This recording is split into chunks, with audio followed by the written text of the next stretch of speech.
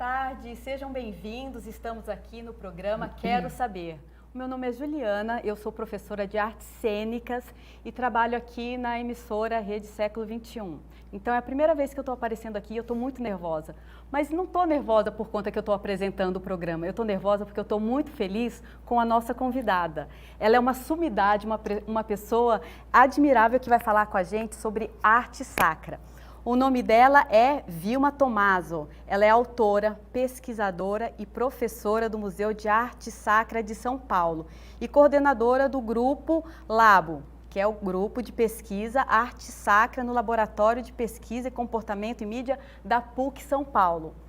E aí, boa tarde, professora, seja muito bem-vinda. Boa tarde, é um grande prazer estar aqui hoje com esse convite, me senti muito honrada de estar aqui com vocês, muito obrigada. Nós aqui agradecemos, ainda mais que a Rede Século XXI é uma emissora católica e nós, professora, buscamos e entendemos que quanto mais nós conhecemos a doutrina católica, mais nós nos apaixonamos. É verdade. Então, para começar, o que é possível dizer em uma síntese, em um resumo, o que é arte sacra? Arte sacra, não só no cristianismo, mas em todas as religiões, é uma arte que é um serviço litúrgico. Vou dar um exemplo que o Cláudio Pastro, nosso saudoso, grande artista Cláudio Pastro, gostava de dar. Ele falava que um índio, quando ele se pinta, quando ele se enfeita, é porque ele vai participar de uma liturgia dele, de um ritual. Então, isso é muito importante, eles têm aqueles objetos. Então, se você pegar todas as religiões, o budismo, o hinduísmo, o islã e o judaísmo, que não tem imagens, mas eles têm os seus objetos, eles têm a sua liturgia, e isso é feito também com objetos litúrgicos e é feito com a arte, né? Então, isso é arte sacra. A arte sacra é um serviço litúrgico. Então, anteriormente, professora, nós pedimos para quem estivesse nos assistindo mandar imagem, fotos de igreja da própria cidade, ou uma igreja que foi visitar, do próprio estado, do Brasil, para que mandasse para a gente e que a partir daí nós pudéssemos conversar. Sim. Porque então, de acordo com o que a senhora falou, é possível dizer que a arte sacra, ela é uma catequese. A gente até fala um pouco mais. Qualém de catequese, é uma mistagogia. Porque a arte sacra, a verdadeira arte sacra, como a gente diz, ela quer mostrar o mundo transcendente. Então, vamos dizer assim, a Jerusalém celeste, o céu. Então, é uma janela para o outro mundo, para o mundo onde está Deus, a casa de Deus, a morada de Deus. Mas sabe o que é bonito disso tudo? É que na celebração eucarística, a gente faz isso, a gente faz esse trânsito. Então, na celebração eucarística, cada católico, ele vive ele faz esse trânsito para Jerusalém celeste quando ele recebe a Eucaristia. Porque a gente sabe que o sacerdote, ele preside, mas quem celebra é o Cristo. Então, o que é a liturgia? O que é a celebração eucarística? É o Cristo e o povo dele, o povo de Deus, nós que participamos da celebração eucarística, né? Então, tudo isso é muito bonito, né? A gente precisa entender mais isso para a gente participar melhor da missa, né? Sim. É isso que é importante. E para quem está chegando agora, estou aqui conversando com a professora Vilma, lembra de dar um like, de compartilhar, mandar essa live para sua sogra, para sua cunhada, para o seu namorado, porque a gente está falando sobre a arte sacra. E professora, já temos pessoas aqui interagindo conosco, e é tão bonito, a Elizabeth, ela falou o seguinte, que é o que a senhora acabou de dizer, a arte sacra, ela é uma forma de nós, aqui na Terra, entrarmos em contato com o transcendente. Sim. É isso mesmo? Sim, sim. Não vamos esquecer que quando a gente está na missa, o padre, quando ele fala, o Senhor esteja convosco, nós falamos, ele está no meio de nós. Mas isso não é uma figura de linguagem, é uma realidade. Porque na missa acontece uma presentificação.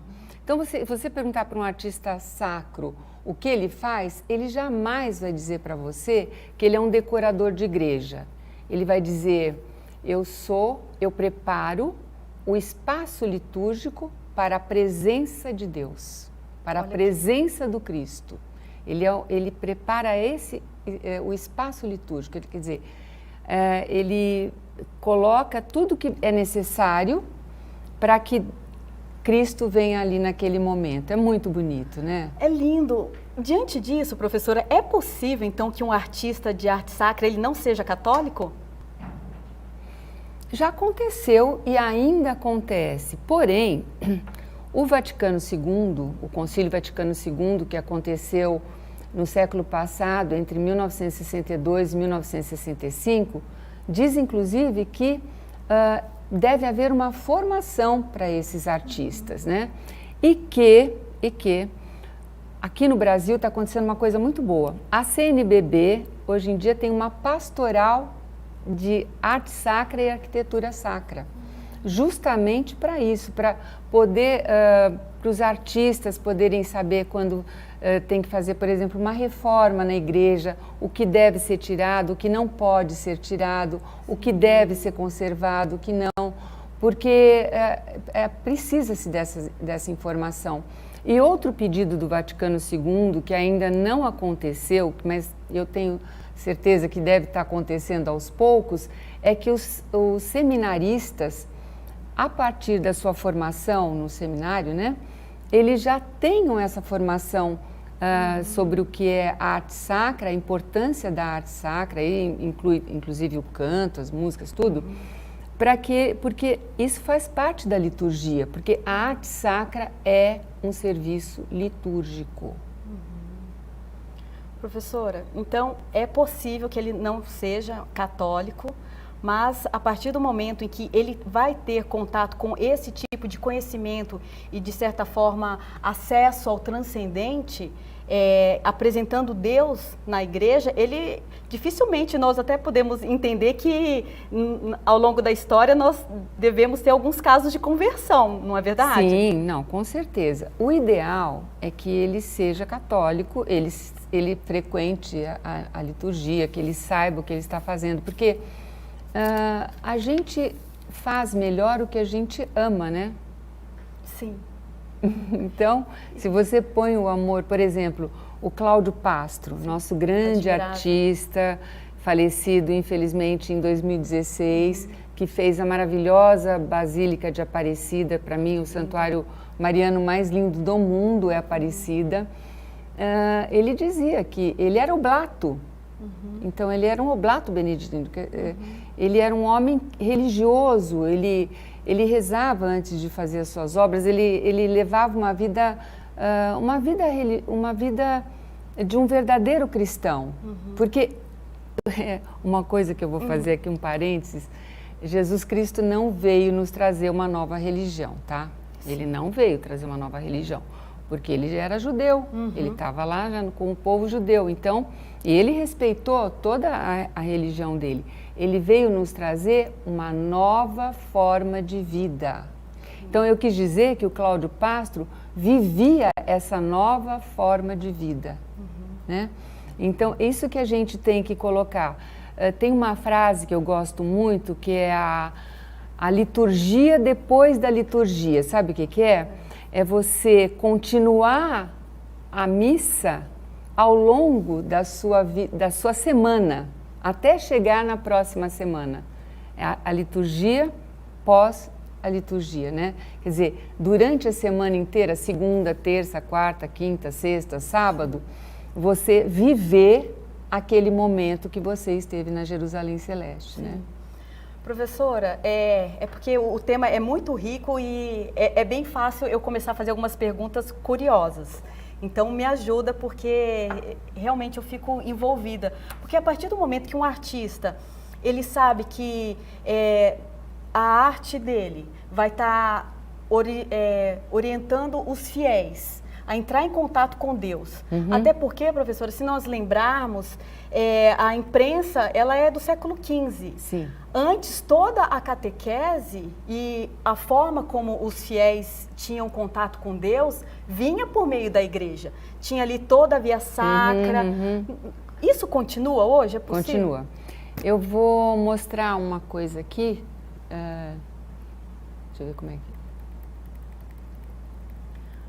E isso é o tipo da situação, professora, que eu vejo pelos meus avós, pelos meus tios, como que na nossa família esses relatos, eles estão muito relacionados à questão afetiva. Também. Porque você está tendo a experiência de Deus e você está vendo Deus ali, né? Exatamente. Mas eu vou te mostrar como é que era no primeiro milênio, como é que acontecia isso e ainda hoje acontece. Nessa imagem, nós temos a Catedral Santa Maria Nova em Monreale, na Sicília, na Itália. Quando o fiel entrava, ele via o Cristo, que é a cabeça da igreja. Então, veja, tem o Cristo, a cabeça da igreja. Ele entrava, ele sabia que a vida dele, essa caminhada, ele estava indo em direção a Jerusalém Celeste, porque a nossa vida é realmente isso, né? Nós caminhamos em direção a Deus, né? O cristão não anda em direção à morte, ele vai em direção a Jerusalém Celeste. Então, o Cristo é o corpo e a igreja... E nós somos... O Cristo é a cabeça, desculpa, Cristo é a cabeça e a igreja, a qual nós fazemos parte da igreja, é o corpo. Então aqui, né, só para a gente ver como esse Cristo Pantocrátor, a mão dele abençoa, numa mão ele abençoa e na outra mão ele tem as escrituras, né? Aqui nas paredes, as paredes da igreja, elas não eram só para proteger da chuva, do sol, do vento, elas contavam as histórias das escrituras. Então nós vamos ver um pouquinho essa história. Aqui Deus cria o mundo, né? Criou as águas aqui. Nós temos o dilúvio, acontece o dilúvio, né? A água também, sempre água.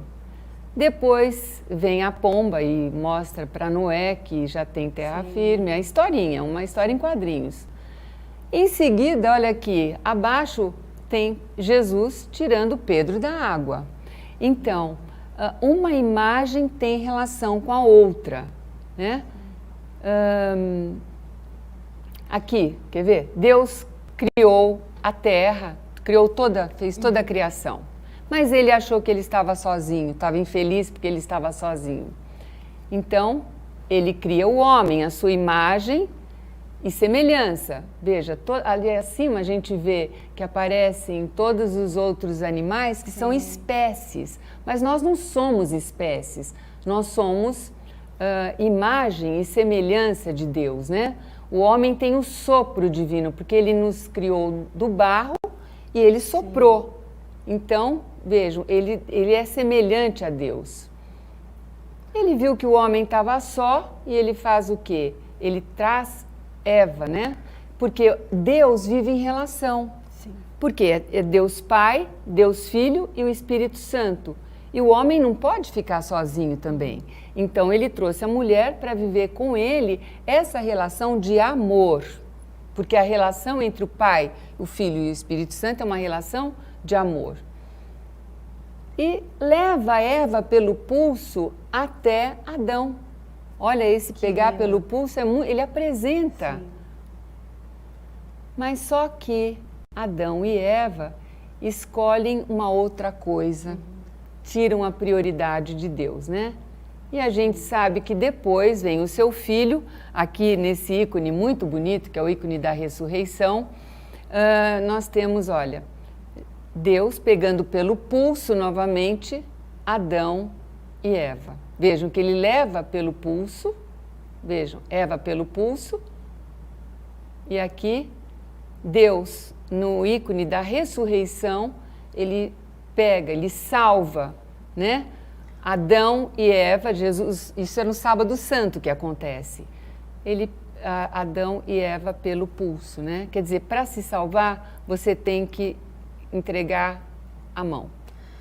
Professora, só fazendo uma lembrança para quem está assistindo conosco, enviem fotos de igrejas peça para sua mãe, para sua avó, alguma vizinha. Com certeza as igrejas elas são arquiteturas e tem toda esse instrumento de evangelização. Você sabe, professora, que quantas vezes, e aqui eu relato casos de pessoas que nem são muito devotas, mas que elas entram na igreja e sentem-se muito bem.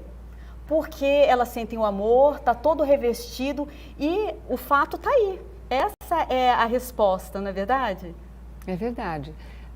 Se dizia que no concílio que aconteceu no século VIII, que mesmo sem a celebração, o fiel que entrasse na igreja, ele tinha que se sentir como se estivesse numa celebração, porque ele estava junto com essas imagens. Quer dizer, o altar, o ambão e as paredes falariam com ele, sabe?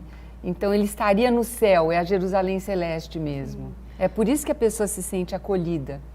É inevitável. Tem casos de pessoas que entram em determinadas catedrais e se convertem ali, naquele momento. É verdade. E é impressionante, porque nós que somos católicos, a gente quer que todo mundo seja também, porque a gente sabe como que é bom. Mas se você conversar e for visitar, viajar, fica uma sugestão aqui, minha e da professora, eu tenho certeza. Vai em uma igreja, de preferência uma das mais antigas, professora?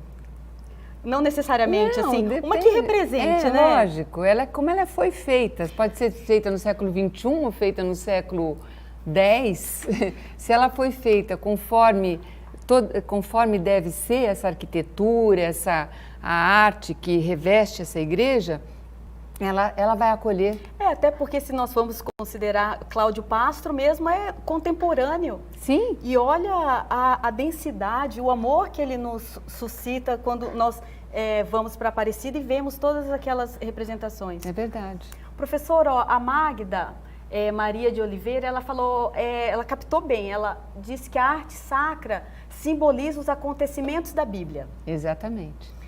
Então, aqui a Suzana parabenizou, está agradecendo também, Elizabeth, a Michele.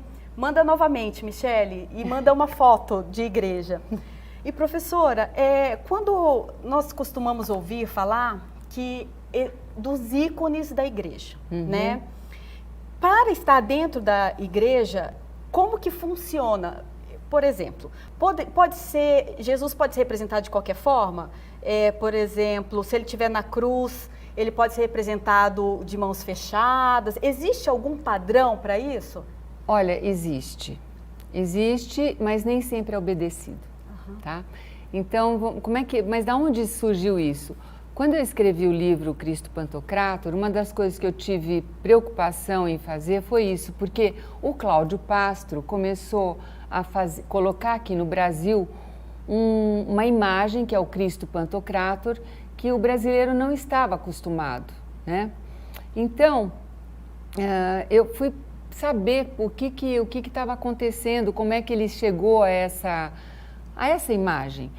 E pesquisando, conversando com ele, depois pesquisando, eu vi que existe uma coisa chamada protótipo. Protótipo é a origem daquele ícone, né? A origem, como é que originou aquele ícone do Pantocrator? Então tem toda uma história porque você sabe que até o 1054 a igreja era uma só, a igreja do Oriente e a igreja do Ocidente. Então tinha uma história que contava a história dessa imagem que deu no Cristo Pantocrator, que é muito bonita. E no Ocidente nós temos agora, depois da cisão, né, a história de Verônica, que é o véu de Verônica. O que é o véu de Verônica? Jesus estava na Via Crucis, uma mulher viu Jesus na hora que ele cai, que ele está com o rosto ensanguentado, ela tira o véu, enxuga o seu rosto. E naquele véu de Verônica aparece o rosto de Jesus, que é a face, a Santa Face, né? Nós podemos dizer que é a Santa Face. Então, esse é o protótipo, é o que o Cláudio Pastro usa. Sim. E não só ele, né? Por exemplo, nós temos um artista também internacional que é considerado o maior artista da atualidade, chama Padre Marco Ivan Rupnik. Ele fez a Capela Redemptoris Mater do Papa São João Paulo II, ele era bem jovem, e ele já fez mais de 200 igrejas no mundo inteiro. E interessante que o pensamento dele é muito... A mentalidade dele como artista sacro é muito igual à do Cláudio Pastro. Porém, na arte eles se divergem. Por quê? Na apresentação da arte, aquele livro, meu outro livro, desculpa mostrar o meu, porque eu não trouxe livro. Todo mundo gosta de conhecimento aqui, professora. Fica tranquila que esse aqui ícone, que é de Santa Maria Madalena, desculpa, não é ícone, é mosaico. Esse mosaico de Santa Maria Madalena é do padre Marco Ivan Rupnik. Então você vê que é uma arte simbólica também, porque a arte sacra ela não pode ser naturalista. Isso que eu ia perguntar também, professora, porque lembrando que quem está assistindo a gente, curta, compartilhe, siga a gente nas redes sociais e manda essa live para sua mãe, que eu tenho certeza que ela vai adorar saber sobre a arte sacra. A sua avó, a sua amiga do curso. Porque assim, por que eu falo com as mães? Porque a gente tem Nossa Senhora. Então, Nossa Senhora sempre intercede por nós e é uma boa forma de mandar depois para o marido, verdade, né, professora? Verdade. Ô, professora, sobre esses ícones que nós estávamos falando, e falem também de onde vocês são. Nós queremos saber de onde vocês estão mandando uma mensagem. Sobre as obras, eles têm um tipo de aprovação? Porque, assim, nem sempre isso, como a senhora falou, nem sempre segue. Mas também, para um ícone estar dentro da igreja, no local sagrado que é uma igreja, a casa de Deus, precisa de aprovação? Como que funciona? Bom, o ícone até o ano 1000, que eu falei já anteriormente, a igreja era uma só. A igreja do Ocidente e a igreja do Oriente. A igreja ortodoxa, vamos dizer assim, católica, ela nunca saiu da arte do ícone, ela nunca mudou, né? Lógico, houve uma evolução, mas sempre ficou na arte do ícone. A igreja católica romana, a ocidental, a nossa igreja, ela seguiu, por exemplo, as tendências do humanismo, do renascimento, do barroco, ela seguiu essa tendência, então ela meio que se humanizou, ela saiu da arte simbólica e foi para uma arte mais naturalista. Porém, o Concílio Vaticano II está fazendo uma volta às fontes, né? Sobre o que você perguntou, se pode colocar em qualquer lugar, não pode. Não poderia, eu acredito que uma igreja ela tem o seu pároco, tem os párocos, tem o bispo, então tem alguém que vê sobre essas coisas, né? Uma imagem, ela precisa ter o lugar certo dela, né? Ela não pode, por exemplo, na ábside da igreja, o que vai colocar, o que não pode colocar. Por exemplo, a partir do Concílio Vaticano II, o altar é Cristo, é só Cristo. Você não pode ter um altar, por exemplo, eu sou devota de Santa Rita de Cássia. Eu não posso fazer uma igreja de Santa Rita de Cássia e ter no altar da igreja Santa Rita de Cássia. Eu tenho que ter Cristo no altar, né? No presbitério, é Cristo. Santa Rita de Cássia pode ficar ao lado, porque Santa Rita de Cássia é santa porque ela seguiu Cristo. Exato. Somos santos quando nós nos conformamos com o Cristo, né? É um instrumento, né? Os santos, eles são instrumentos. Ontem foi aniversário do Padre Pio. Sim. E nós lembrávamos justamente que todas as ações e os milagres, as graças que foram alcançadas em nome de Deus, de Cristo, não era por ele. Lógico. E, professora, sabe uma dúvida também? Porque, como a senhora mencionou agora há pouco, que nesse período renascentista, então, teve uma humanização, assim, deixou de ser tão simbólica as imagens, porque precisa desse simbolismo, porque do contrário, se ficar praticamente literal, perde a função justamente da elevação, já que no Antigo Testamento, por exemplo, quando não se pode representar Cristo, é justamente porque depois ele virá. Sim. Sobre o Antigo Testamento, mais do que certo, não podia mesmo ter a imagem, porque Deus estava plasmando o seu próprio Filho. E foi pelo sim de Maria que o Verbo se fez carne e habitou entre nós. Então, a partir do momento que aconteceu a encarnação do Verbo, né? Cristo nasceu, veio entre nós, aí se pode mostrar. Pode-se fazer a imagem dele. Mas a igreja demorou 8 séculos para fazer essa sistematização da teologia da imagem. Foi em 1787, no segundo concílio de Nicéia. E como que ocorreu, professora? Sobre o Renascimento, só para não perder a sua pergunta, foi um movimento maravilhoso de arte, onde aconteceu a perspectiva, aconteceram os grandes nomes da arte, né? Realmente aconteceu uma das cidades ícones, Florença, na Itália. Então a gente não pode desconsiderar isso. Porém, ela foi se tornando aos poucos uma arte que falava mais do virtuosismo do artista, que faziam obras maravilhosas, do que a representação do divino. Então, isso é que foi acontecendo, a gente fala, uma decadência na arte. Chegou no século XIX, a arte da igreja estava muito ruim, né? E veio o Concílio Vaticano, a igreja está sempre se renovando, ela não para. Veio o Concílio Vaticano II e falaram assim, olha, espera um pouquinho, como é que os primeiros cristãos faziam com a arte, com a arquitetura, com a liturgia, né? Sabemos que tivemos uma reforma radical da liturgia no Concílio Vaticano II. Então, recomendou-se que esses estudiosos voltassem às fontes, quer dizer, vamos ver o que acontecia lá no comecinho da igreja, né? Na comunidade dos primeiros cristãos. Só que a igreja não vive de saudosismo, a igreja não é saudosista. É viva, né? Ai, como era bom aquela época, de jeito nenhum. A igreja, ela é viva. Então, fala assim, ó, vamos ver o que eles faziam, mas vamos fazer, eles usam uma palavra italiana que eu gosto muito, aggiornamento. O que é aggiornamento? Vamos fazer uma atualização. E essa atualização é justamente o que Cláudio Pastro fez.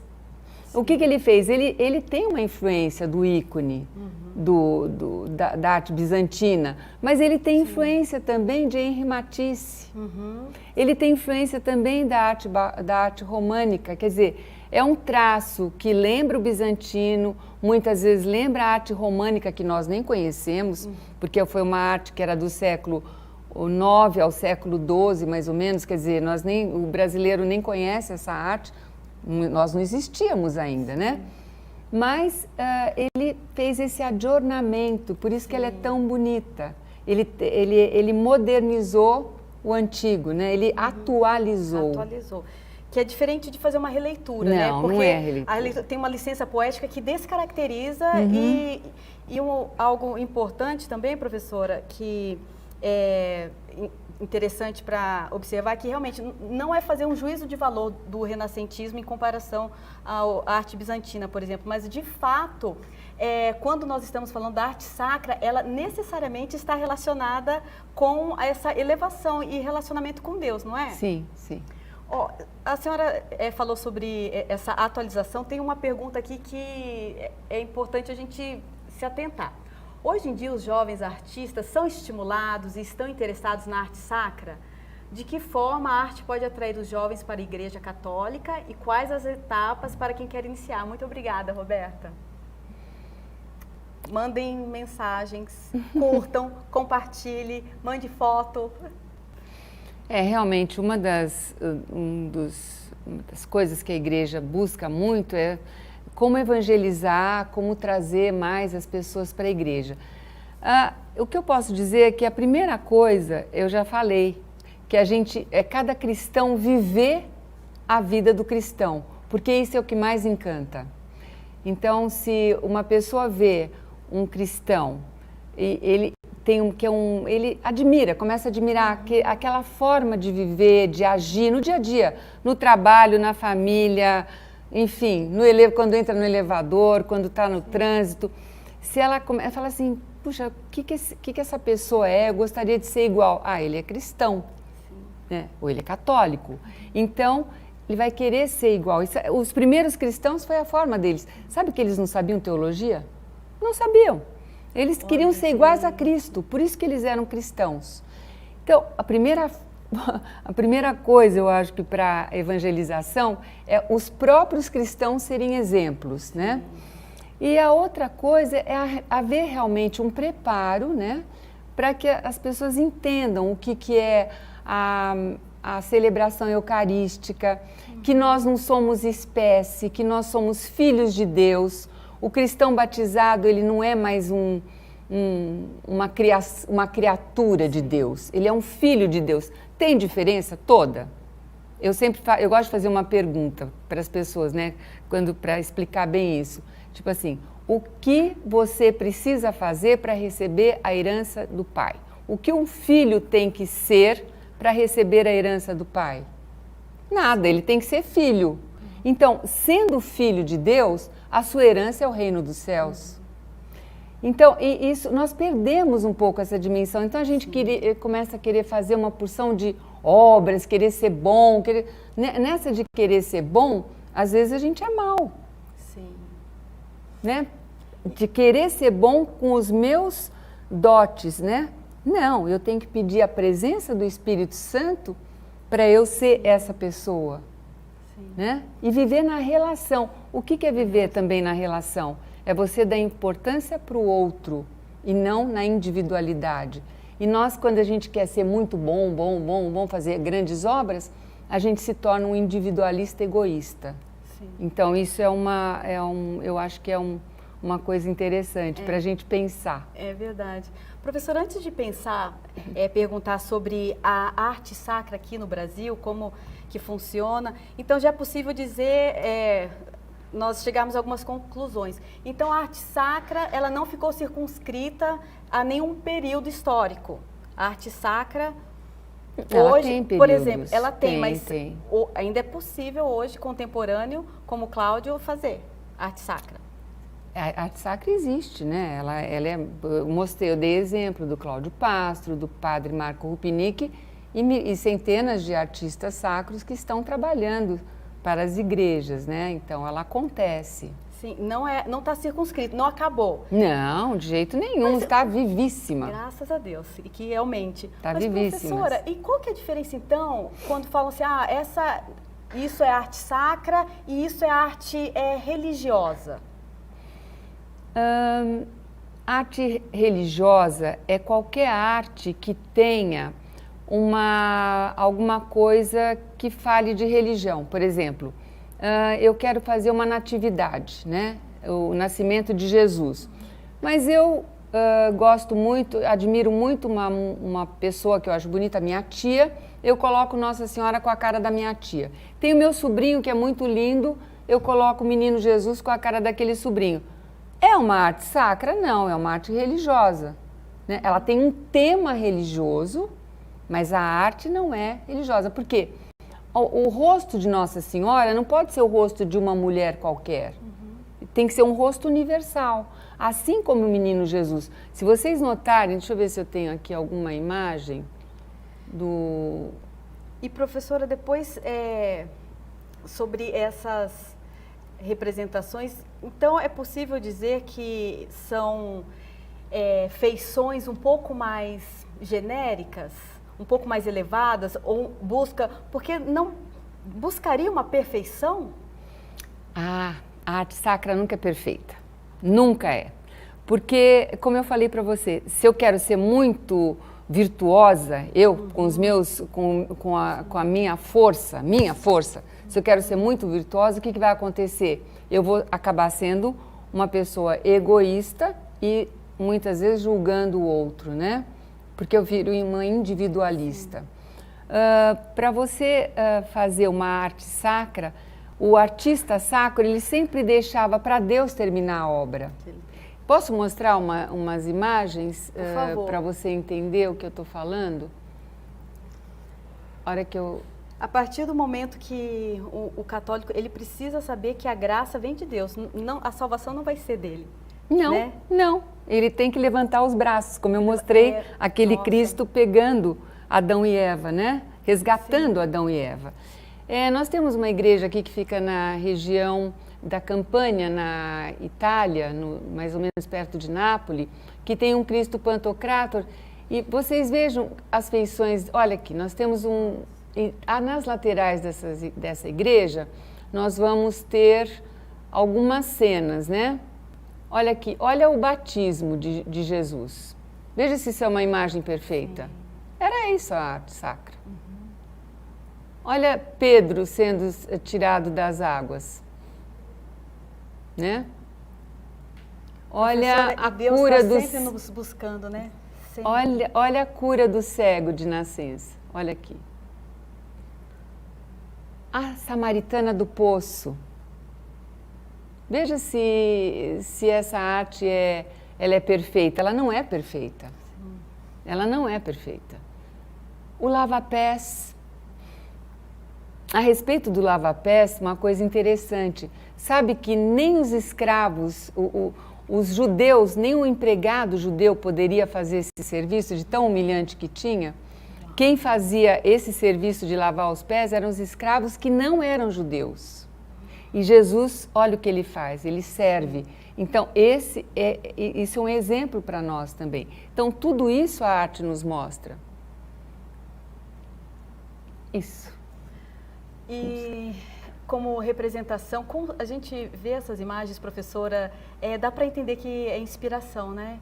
É inspiração. Porque toca de tal forma que a gente está vendo, independente da questão técnica, da virtuose do artista, né? Está toda contida ali uma Exatamente, exatamente. Professora, a Magda, em relação a essa sua observação do tipo de arte, de como que o que está faltando para que mais artistas façam, para que toda a liturgia seja respeitada durante, com os ícones devidos em cada lugar, como a senhora deu o exemplo lá de um altar, Santa Rita de Cássia, não, Jesus, a hierarquia, ela jamais... Cristo. Exato.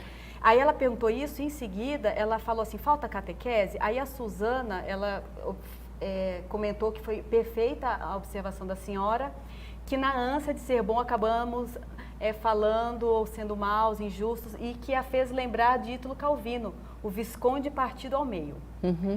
E aí, Roberta pergunta se existe, professora, alguma cor ou traço comum que é possível ser identificado na arte sacra. Talvez em períodos, né? Mas que será que em alguma imagem? Eu não entendi eu muito acredito bem. que seja quando nós nos deparamos com uma imagem, uma tela, um afresco, uma pintura, escultura de arte sacra, será que tem algum traço, algo que seja comum a todos eles? A arte sacra, a gente fala que a verdadeira arte sacra, né? Estou falando sempre a partir do Vaticano II. Isso não vale, por exemplo, para o Concílio de Trento, né? Que foi no século XVI. Estamos falando de arte sacra contemporânea. A partir do Concílio Vaticano II, ficou meio que certo que a arte não pode ser mais naturalista, que ela deve ser um serviço litúrgico, ela deve ser simbólica e deve trazer a beleza. Mas que beleza é que nós estamos falando, né? Esse é um tema também muito importante, dava até para a gente fazer um outro programa aqui, porque a beleza para o cristão não é a beleza estética, é a beleza pascal. O que é isso, né, beleza pascal? A beleza pascal é a beleza da pessoa que ama e sofre quando o amado sofre. Então, se você ama alguém, se você tem uma relação com alguém, pode ser seu amigo, seu filho, seu esposo, esposa, enfim, o amor a alguém, né? É você sair de você e viver a relação no outro, o importante é o outro. Você sofre com o sofrimento daquela pessoa. Então é por isso que a gente diz que o amor é pascal. Por que pascal? Porque o momento mais bonito de Jesus, quando esteve entre nós, o momento máximo, o clímax, vamos dizer assim, foi quando ele foi elevado à cruz, machucado, que ele sofreu a paixão, com o rosto as pessoas cuspiram nele, foi um horror o que ele passou. Então ele estava tão feio que a gente não podia olhar para ele, né? Diz Isaías quando fala do servo sofredor. Porém, foi o momento mais belo, um momento de maior amor. Então, você nunca vai dizer que uma mãe que ficou uma semana sem dormir porque o filho estava chorando, ela é uma mulher feia, ela é linda. Ela é linda porque ela se deu para aquela criança, né? E se você falar, essa criança dá trabalho, se a mãe realmente ama esse filho, ela fala, não, ele é tão bonzinho, não deu trabalho nenhum. Quer dizer, ela está com a olheira aqui, né? Tô falando, o amor verdadeiro é esse. Sim. Você faz sem reclamar. Professora, esse amor contido nos católicos, nos cristãos, que é representado em cada imagem e que suscita isso, né? Que está suscitando a todo momento, e como a senhora falou sobre o simbolismo. E aí a senhora estava falando sobre esse momento, né? O ápice, que foi o amor total de Jesus por nós na crucifixão, né? E aí, professora, voltando para o simbolismo da arte sacra, da representação, quando, por exemplo, disse que a própria madeira da árvore do fruto proibido foi a madeira da cruz. Exatamente. Então, tudo isso a gente obtém e está representado no símbolo. A mão que Eva levantou para pegar o fruto, Adão e Eva, né? Porque os dois pegaram, levantou, foi a mesma mão que eles levantaram para que Jesus os pegasse pelo pulso. Então, tudo é simbólico, né? Não tem em nenhum momento um bom artista sacro, ele não vai colocar uma vírgula, vamos dizer assim, vírgula, né? Vai pôr uma florzinha, vamos assim dizer, fora do que deve ser. Porque ela é simples, a arte sacra. Ela contém só o que deve conter. Ela não é cheia de coisas, sabe? Porque ela tem que causar aquele impacto na simplicidade. E o símbolo, a própria palavra símbolo, é aquilo que une. O quê? Une o humano e o divino. E nós temos que lembrar que nós temos o sopro divino. Nós recebemos a luz no batismo e nossa natureza, nós não somos criaturas e não somos espécie. Nós somos divino-humanos. A nossa vida eterna não começa quando a gente morre. A nossa vida eterna está aqui. Nós já estamos vivendo a nossa vida eterna aqui. É isso que a arte sacra nos faz lembrar. E a liturgia e toda a doutrina da Igreja Católica, as escrituras, é tudo isso. Talvez nós esquecemos disso, né? Sim, e aí é um pouco isso que a Magda falou, né? Falta catequese, porque a partir do momento que nós esquecemos, é porque não está tão presente na nossa vida todas essas verdades, né? Da doutrina, da experiência desse rumo a Jerusalém, né? Professora, uma dúvida que eu tenho é sobre, porque a arte sacra, ela já existia antes mesmo do cristianismo. Sim. Porque é natural do homem essa necessidade, essa ausência de Deus, a gente busca. Então, antes de Jesus ter vindo com a Boa Nova, já existiam a necessidade com que as pessoas representassem esse Deus. Como que era representado antes de Cristo? Olha, quando eu falo do Cristo Pantocrator nesse livro, eu coloco como era porque o cristianismo, só para você entender, o cristianismo é um diálogo entre Atenas e Jerusalém, né? O que é isso? Atenas, porque nós estávamos no Império Romano, o Império era romano, porém a cultura era grega. Então, Atenas. Jerusalém, porque Jesus era judeu e o Novo Testamento é uma continuação do Antigo Testamento. Aliás, a gente só entende o Antigo Testamento à luz do Novo Testamento. Tá. Então, existe esse diálogo. Então, quando a gente vê, se eu puder mostrar aqui, o mapa de quando começou o cristianismo. E quem está assistindo, lembra de mandar essa live para a sua melhor amiga. Porque a sua melhor amiga vai ficar muito feliz.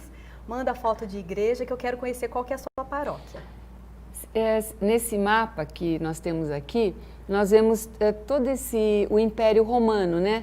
Então vejam, aqui no centro eu tenho o Mediterrâneo, o Mar do Mediterrâneo, tenho a Palestina, aqui Jerusalém, Belém, né? E aqui o Império Romano. Se você imagina, Juliana, quantos povos diferentes, com crenças diferentes e línguas diferentes tem aqui, e o cristianismo abarcou tudo isso. Uau, só Deus mesmo. Só Deus mesmo.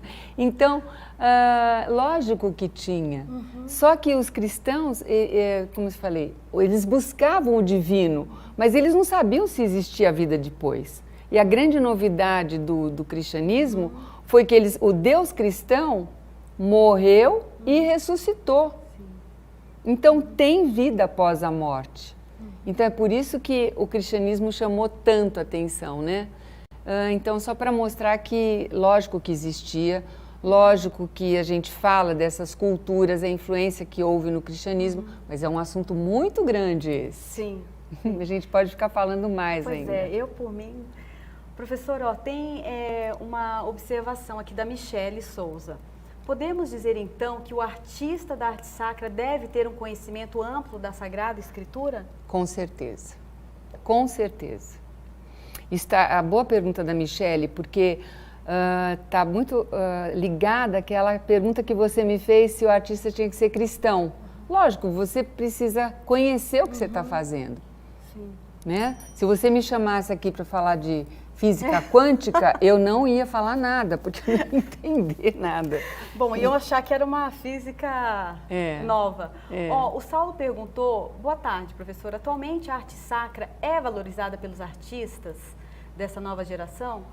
Qual a importância que eles, os artistas, fazem para que no futuro se mantenha a imersão nesse assunto e valorização da arte? Antes, complementando essa pergunta do Saulo, a impressão que eu tenho, professora, é justamente que existem alguns tipos de apreciadores. A senhora, que é uma sumidade, que estuda isso, que é uma apreciadora, tem um conhecimento que uma pessoa que não teve o interesse, a oportunidade, tem. Mas isso não significa que ela entrando em uma basílica, que ela que se depare com esses ícones, ela não tenha uma revelação e um encantamento tão profundo perante essa arte sacra que a senhora mesma tenha, né?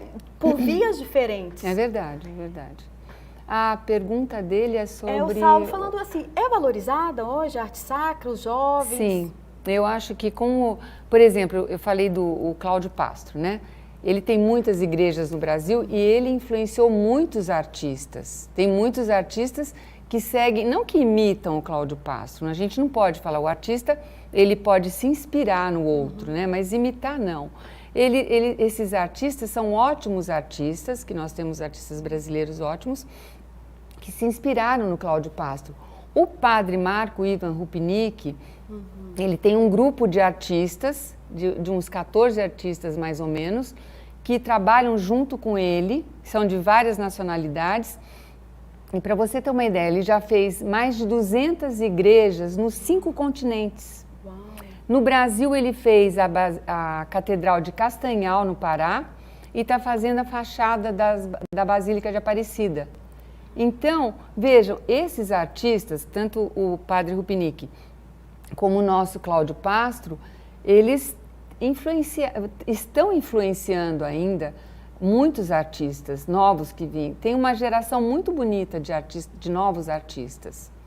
E justamente por ser uma arte que representa Deus e que dialoga com os fiéis e que busca e traz conversões, é algo que vai continuar, né, professora? Sim. Porque por mais que hoje, que é a próxima pergunta que eu queria saber da senhora, por exemplo, continua, a senhora observa, já com esse olhar de uma estudiosa, de que esse cuidado com as igrejas, elas permanecem na arquitetura, na própria, no interno, quando a senhora mostrou aquela imagem, né, da nave. Eu imaginei, de certa forma, não deixa de ser uma via crucis mesmo, a gente vai deixando os nossos pecados, a gente vai numa reflexão até que chega no nosso momento de redenção, né?